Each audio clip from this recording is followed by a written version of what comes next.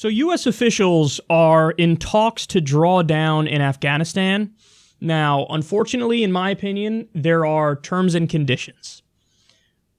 I wish there were no terms and conditions. I wish it was just, yeah, we shouldn't be there. We've already been there for 18 years. We have nothing to show for it. In fact, the situation on the ground is worse than it was when we went there. So, yeah, let's just get out. Let's just get out. That's what I would do, but the Trump administration, or I should say some people in the Trump administration behind the scenes doing the negotiation, they have terms and conditions that they'd like be met before we get out. So Washington Post reported this week that an initial drawdown would include roughly 5,000 of the 14,000 U.S. troops that are still there. So again, this is where I say Trump's just doing an Obama move here. Yo-yoing the troop levels up, down, and then pretending like, oh, pat me on the back, I'm an anti-war person. No, you're not. You just yo-yoed the troop levels, but we're still there. That's not anti-war, not by any stretch of the imagination. But in exchange for this drawdown of troops, the idea is the Taliban would agree to renounce al-Qaeda, prevent al-Qaeda from fundraising in their territory, recruiting in their territory, training and doing any operational planning in their territory. So there's like a trade-off here of, hey, we'll draw down, you get to keep whatever territory you have, but here are the terms and conditions of how you must govern your territory. You have to provide no safe harbor for al-Qaeda, okay? That's the idea. So naturally, the neocon ghouls are out in full force, and they're saying, oh my God, how dare you? How could you? We obviously have to stay in Afghanistan from now until the end of time. And they're trying to make their case and beg President Donald Trump to agree to do that. So Lindsey Graham on Twitter said the following: American soldiers in Afghanistan are not acting as policemen. They are the front-line defense for America against the reemergence of radical Islamist groups who wish to attack the American homeland. To trust the Taliban to control al-Qaeda, ISIS, and other radical Islamist groups present in Afghanistan as a replacement for a U.S. counterterrorism force would be a bigger mistake than Obama's Iranian nuclear deal. Any peace agreement which denies the U.S. robust counterterrorism capability in Afghanistan is not a peace deal. Instead, it is paving the way for another attack on the American homeland and attacks against American interests around the world. Any agreement which denies the U.S. the ability to have a meaningful counterterrorism force capability based on conditions on the ground for as long as needed is a recipe for disaster. I hope the president and his team make sound and sustainable decisions about radical Islamist threats emanating from Afghanistan, the place where 9/11 originated. That would be Saudi Arabia. Mr. President, learn from President Obama's mistakes. A bad agreement puts the radical Islamist movement all over the world on steroids.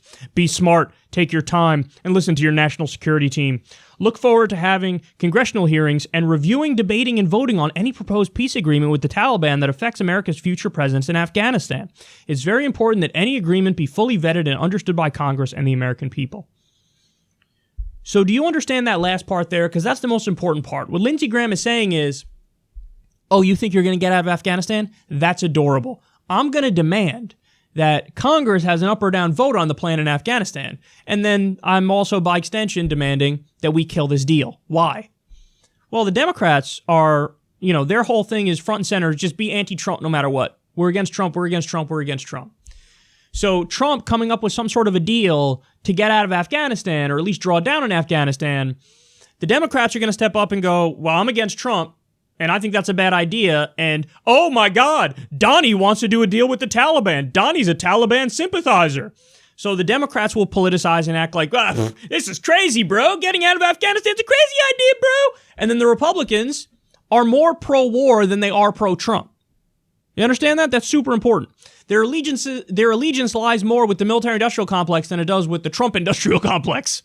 So even though there are sycophants in many respects, there are some issues where they will break ranks with him, and one of those issues is if he ever manages to do anything good ever, like being against TPP, or in this instance, saying, hey, maybe we start drawing down in Iraq. So what Lindsey Graham is doing is he's saying, listen. We know that you're the commander-in-chief and you can make these decisions, and in fact, you were elected to make these decisions. We know that's what you are, but we weren't demanding any accountability or any up or down vote on anything involving Afghanistan since we said let's go in 2001. What we are going to do is we're going to gaslight you and say, if you want to get out, you need a congressional vote. You need a congressional vote. You need a vote in Congress. You need a vote in the Senate. What do you mean? That we're doing our job. So look at this. Congress has abdicated their responsibility to do an up or down vote when the president wants to go to war. Look at Syria. We have troops in Syria right now. Was there an up or down vote in Congress? Nope. They all said, you want me to vote on that? I don't know why do I gotta vote on that, bro. You want me to vote on that? I don't even care about Syria. Who's Syria, bro? I don't know who Syria is, dog. Syria. I don't even know no damn Syria. So they abdicate their responsibility whenever they need to vote on whether or not we go to war, and they look the other way as the president says, let's go to war. But then when it comes to getting out, they're like, we need an up or down vote, and we're going to vote no because we want you to stay in Afghanistan forever. This isn't Congress. This is the military-industrial complex little minions. That's what this is. And Lindsey Graham is the worst example of that. Now also, he's like, hey, another 9/11, another 9/11. Saudi Arabia, one of our top allies, they were the haven for the 9/11 terrorists. Okay? That ideology emanates from Saudi Arabia, the Salafist Wahhabi terrorist ideology. Saudi Arabia are the ones that have funded radical mosques around the world, teaching the fundamentalist interpretation of Sunni Islam, which inspires these terrorists. Does he say anything about that? No, because he likes Saudi Arabia, because they're our ally. So he talks about Afghanistan endlessly. We know, as a matter of fact, that the United States and Saudi Arabia have funded jihadist terrorists on the ground in Syria and on the ground in Yemen. Sunni extremist militias. We are funding them, we are arming them, we are backing them. He's crying these crocodile tears about, if we leave Afghanistan, another 9/11 will happen. No, I need security. You want security? There's a very simple way to achieve it. Stop funding terrorists. By the way, Tulsi Gabbard literally has a Stop Arming Terrorists Act, for which she was roundly mocked, as if she's not like 100% accurate as to the fact that we are doing that. So if Lindsey Graham was super concerned about, another 9/11, we must prevent it, the first thing he would do is say, okay, we got to stop our financial backing of Saudi Arabia. We got to stop our financial backing of moderate rebels on the ground in Syria who have beheaded children and are jihadists. We got to stop our arming and funding of the Sunni extremist militias in Yemen. That's what we want. If we were really serious about this, that's what we would do. But no, he doesn't say anything about that. Why? Because he doesn't actually care about that. He's using that as a cover to say, let's permanently stay in Afghanistan because he's the military-industrial complex little minion. You understand? So this dude takes more money from the military-industrial complex maybe than any other senator. He's certainly in the top 5.